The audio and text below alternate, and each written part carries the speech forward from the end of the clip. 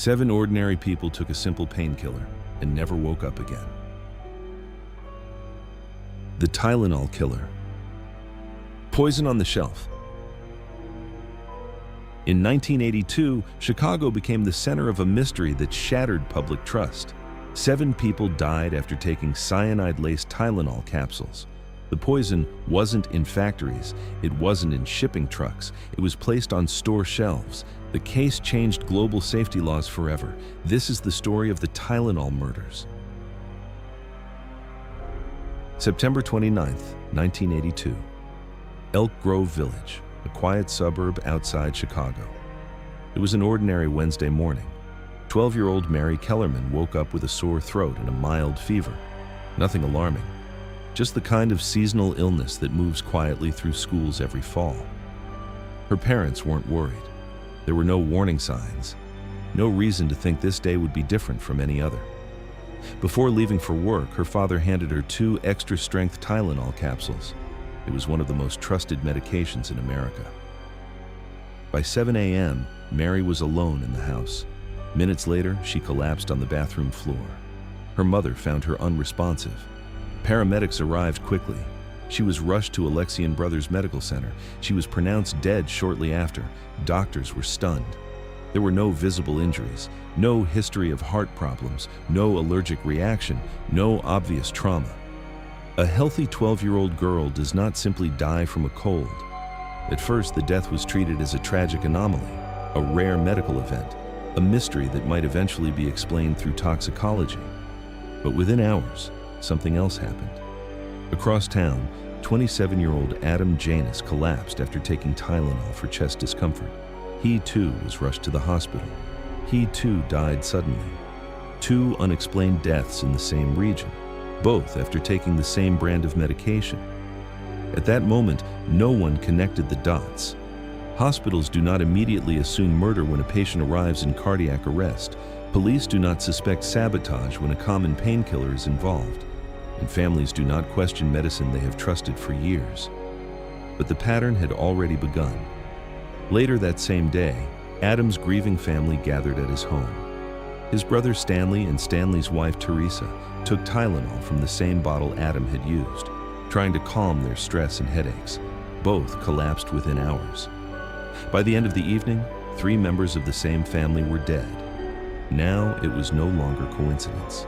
Emergency room physicians began comparing cases, the sudden cardiac arrests, the rapid deterioration, the lack of medical explanation. Toxicology results would soon reveal something unthinkable. But on that first day, all anyone knew was this: a healthy child had taken a routine painkiller, and she never woke up again. There was no masked intruder, no forced entry, no visible threat, just 2 small capsules swallowed with a glass of water, and a silence that would soon turn into national panic. This was the beginning of something America had never faced before. Fear wasn't hiding in the streets. It was sitting inside the medicine cabinet. By the morning of September 30th, what had seemed like isolated tragedies began to align. Adam Janus had taken extra-strength Tylenol before collapsing. That detail, at first buried in medical notes, suddenly became central. When investigators learned that his brother Stanley and Stanley's wife Teresa had also taken capsules from the same bottle and died within hours, the word coincidence quietly disappeared from the conversation. 3 deaths connected by a single product. Now doctors were looking backward. Mary Kellerman had taken Tylenol that morning. Her bottle was tested. The results came back fast. Cyanide. Not a trace, not contamination, a lethal dose. The same poison found in the Janus family capsules. Hospitals across the Chicago area were immediately alerted. Physicians were instructed to ask one urgent question to every incoming patient with unexplained symptoms: have you taken Tylenol? Within days, 4 more victims were identified: Mary Reiner, Mary McFarland, Paula Prince, and another Chicago area resident, 7 people in total. Different ages, different neighborhoods, no shared social circle, no shared event. The only link, Extra-Strength Tylenol capsules. The realization was chilling. This wasn't targeted. This wasn't personal. It was random. That randomness made it far more dangerous. Police began tracing the bottles. They came from different stores, different batches, different production lots. That ruled out a single factory contamination. Someone had moved through the city, quietly, deliberately, opening bottles, replacing capsules, putting them back on shelves, and waiting. The public didn't know yet how deep the danger ran. But inside hospitals and police departments, the tone had shifted. This was no longer a medical mystery. This was murder. And the killer had weaponized something found in millions of American homes. The most terrifying part wasn't how the victims died. It was how easily it could have been anyone else.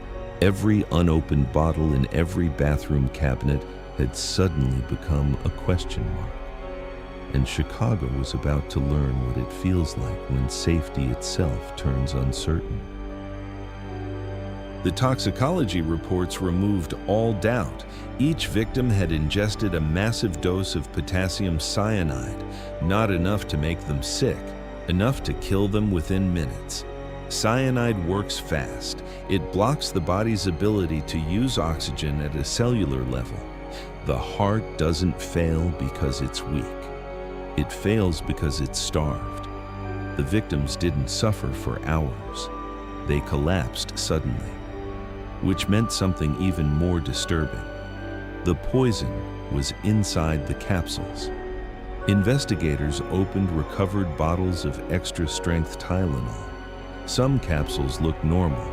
Others had been carefully pulled apart, emptied, and refilled with white crystalline powder, then sealed again.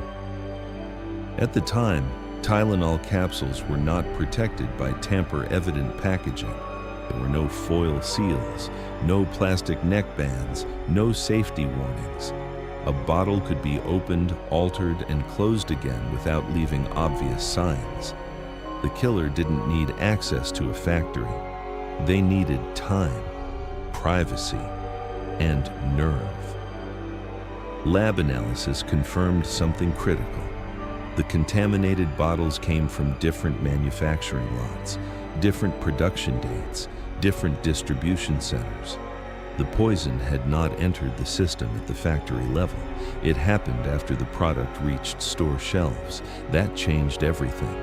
Now the crime scene wasn't a home. It wasn't a hospital. It was an entire city. Police began tracing which stores had sold the poison bottles. The locations overlapped across several suburbs in the Chicago area. Someone had walked into pharmacies and supermarkets, removed bottles, taken them somewhere else, opened them, poisoned them, returned them, and left. No witnesses came forward. No one reported suspicious behavior. In 1982, security cameras were rare in retail stores.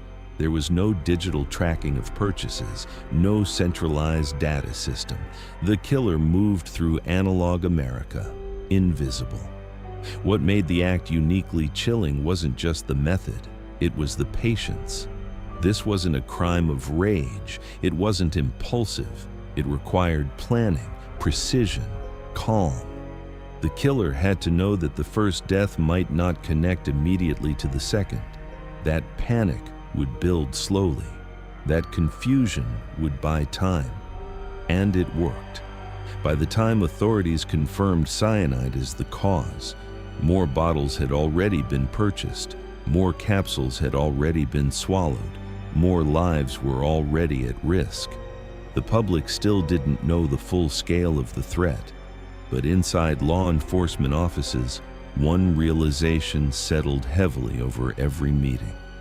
The killer had no specific target. The weapon was trust, and it was still sitting on store shelves. On October 1st, 1982, the warning became public. Authorities urged residents in the Chicago area not to take extra-strength Tylenol capsules under any circumstances. The announcement spread fast. Radio stations interrupted programming. Television anchors shifted from routine headlines to urgent bulletins. Newspapers rushed out updated editions. For the first time, the danger had a name: cyanide, inside medicine bottles. The reaction was immediate. Parents ran to bathrooms and kitchen cabinets. Bottles were dumped into sinks. Pills were flushed down toilets. Trash bins filled with orange plastic containers that only days earlier had represented safety. Pharmacies pulled Tylenol from shelves. Some stores closed early. Emergency rooms reported a surge in patients, not all poisoned but terrified. Headaches suddenly felt suspicious. Nausea became alarming. Every symptom carried a question. Was I next? The fear wasn't irrational. There was no way to identify contaminated bottles by sight. No smell, no discoloration, no visible tampering. You could hold death in your hand and never know it. Johnson & Johnson, the manufacturer of Tylenol, faced a decision that would define its future.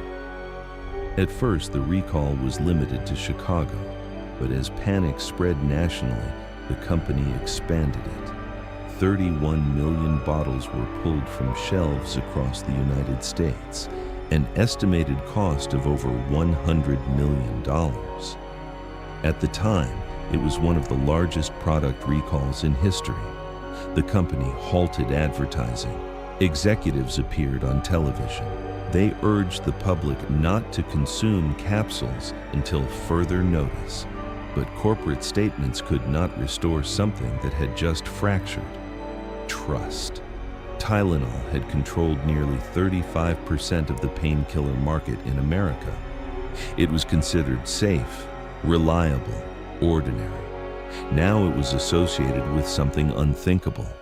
The randomness of the victims intensified the panic. A child, a young mother, a flight attendant, a man in his 20s. There was no pattern, no profile, no demographic link, which meant there was no safe category.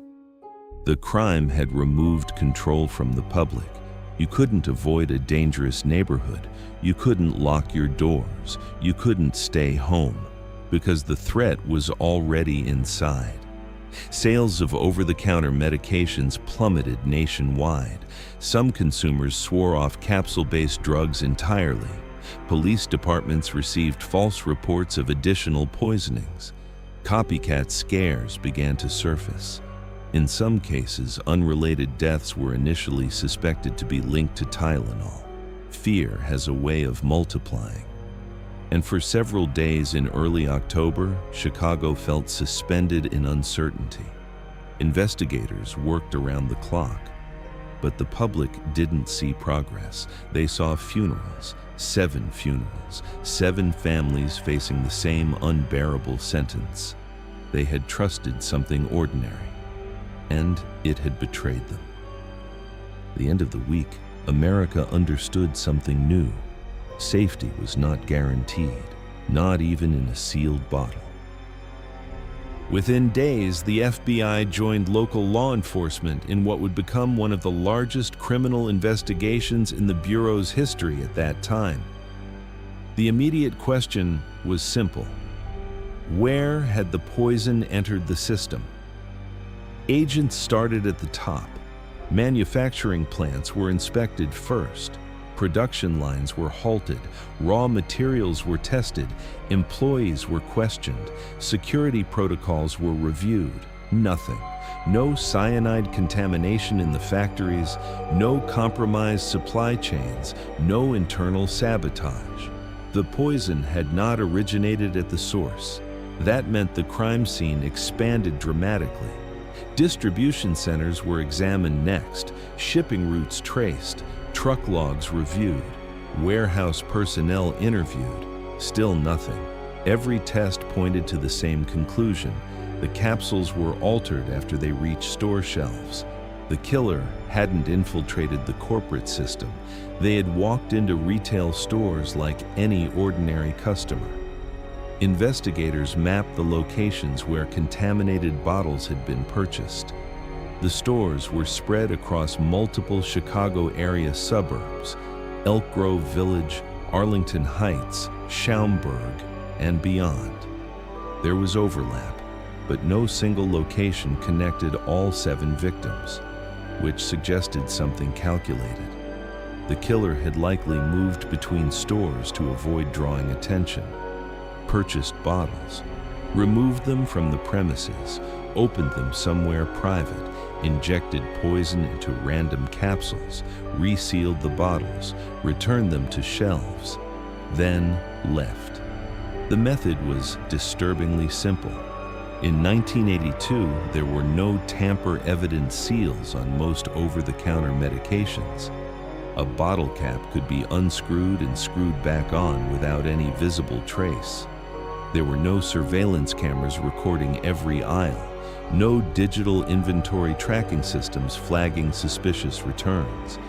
It was a different era, an analog world, and the killer understood it perfectly. Investigators began testing bottles from across the region. Hundreds were examined. Only a small number contained cyanide. That detail mattered. The killer hadn't poisoned entire shipments. They had contaminated select bottles, just enough to create deaths, just enough to create fear. Forensic scientists analyzed the cyanide itself. It was highly concentrated, industrial grade, not something casually purchased.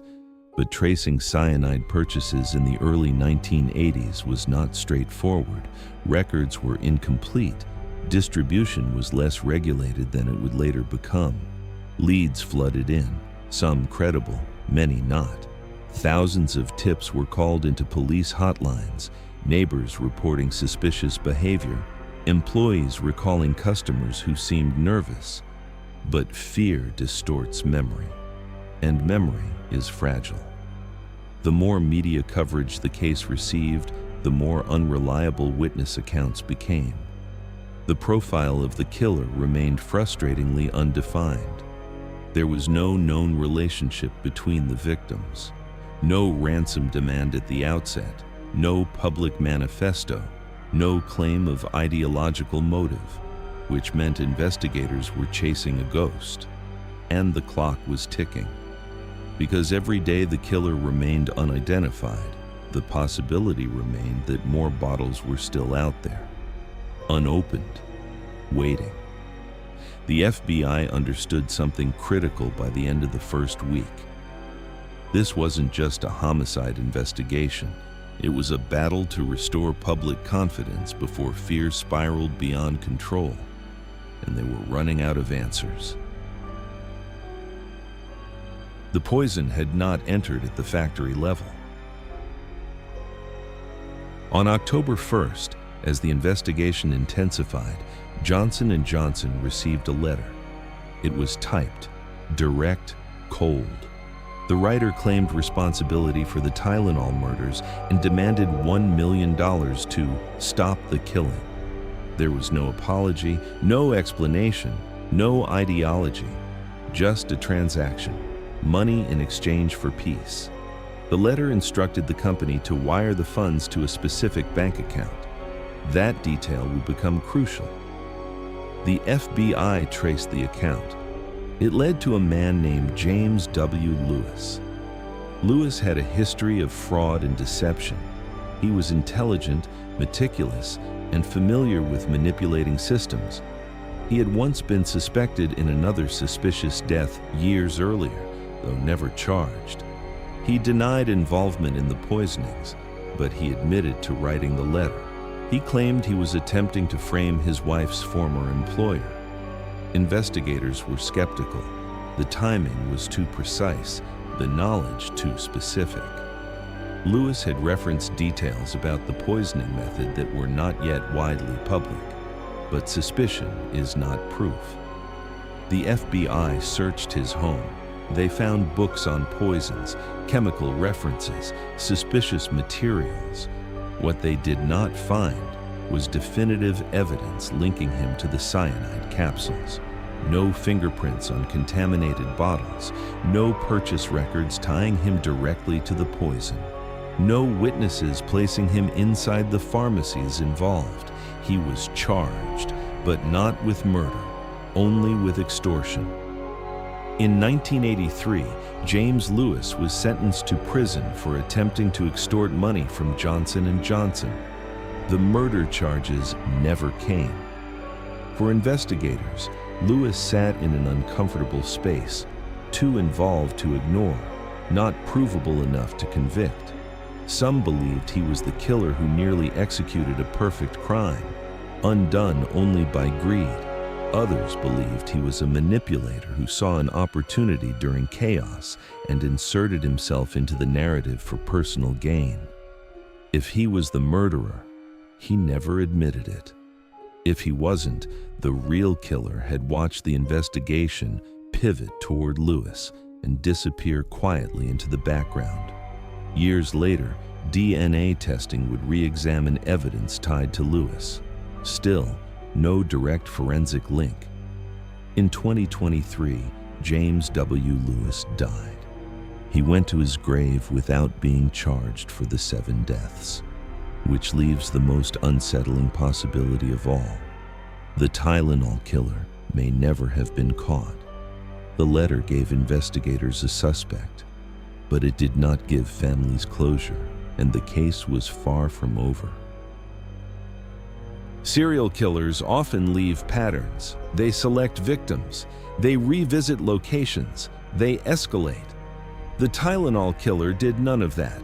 There was no signature, no communication beyond a single extortion letter, no identifiable target group. The victims were random. A 12-year-old girl with a sore throat, a young man with chest pain, a flight attendant stopping by a pharmacy after work, a mother treating a headache. They were not chosen for who they were. They were chosen because they happened to open the wrong bottle.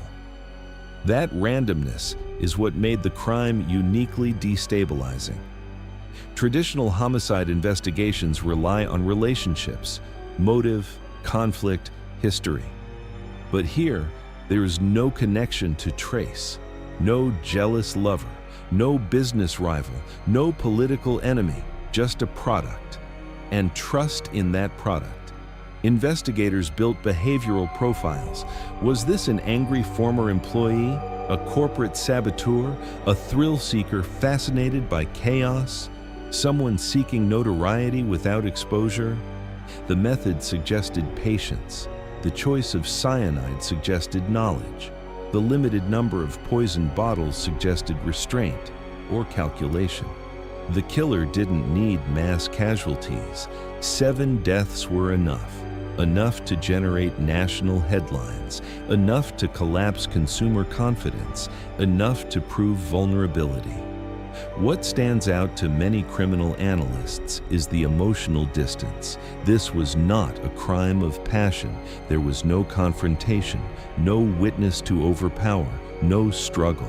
The killer never saw the victims collapse, never heard the sirens, never attended the funerals.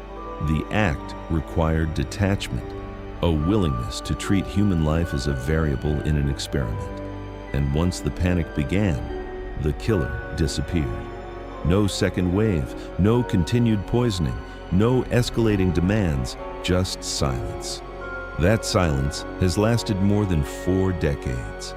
Over the years, the case has been reopened multiple times, forensic evidence retested with advancing technology, new theories examined. But the core problem remains. The crime was simple, and simple crimes, when executed cleanly, can be the hardest to solve. Today, investigators still debate whether James Lewis acted alone, acted at all, or whether the real perpetrator remains unknown. The case file remains officially unsolved. 7 victims. No conviction for murder, no confirmed identity. The Tylenol killer didn't just take lives, they altered the psychological contract between corporations and consumers. And they proved something chilling. You don't need a weapon in your hand to terrorize a nation.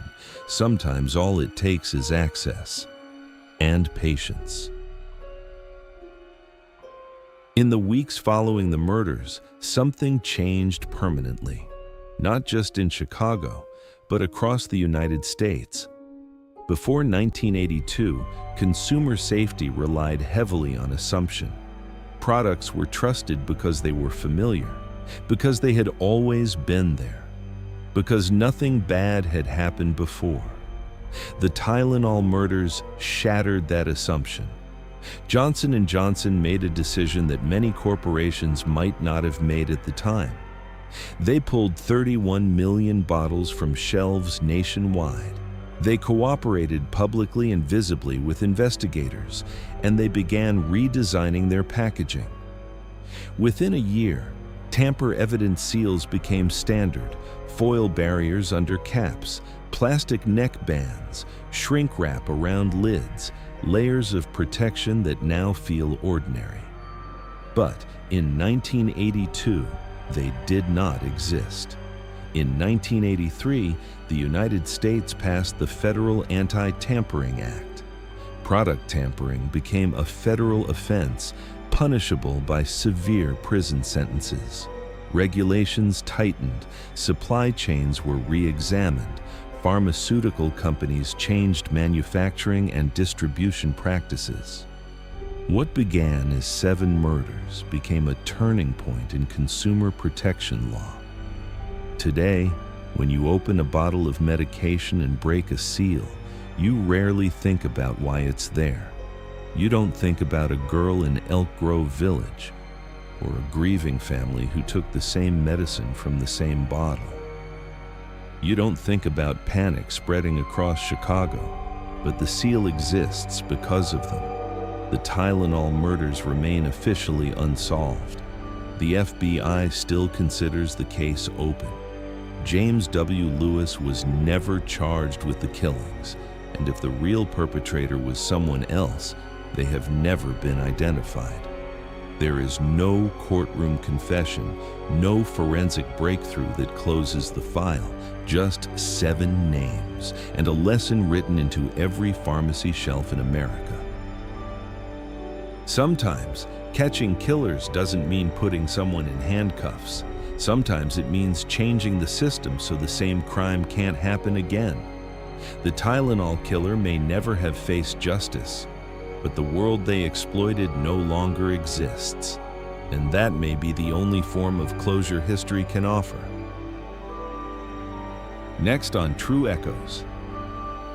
In 1969, another killer didn't hide. He wrote letters, he sent ciphers, he demanded attention. While California searched for answers, he mocked police, taunted newspapers, and promised more blood. He called himself Zodiac.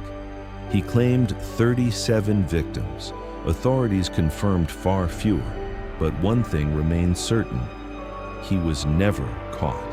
Next on Catching Killers, the Zodiac Killer, the man who turned murder into a message. The truth coming soon on True Echoes. The Tylenol killer was never officially caught. And maybe that's what makes this case so disturbing. Because sometimes, the most ordinary object in your home can become the perfect weapon. What do you think? Was James Lewis the killer, or is the real perpetrator still unknown? Let's talk in the comments. Subscribe and step into the echoes of truth. To be continued.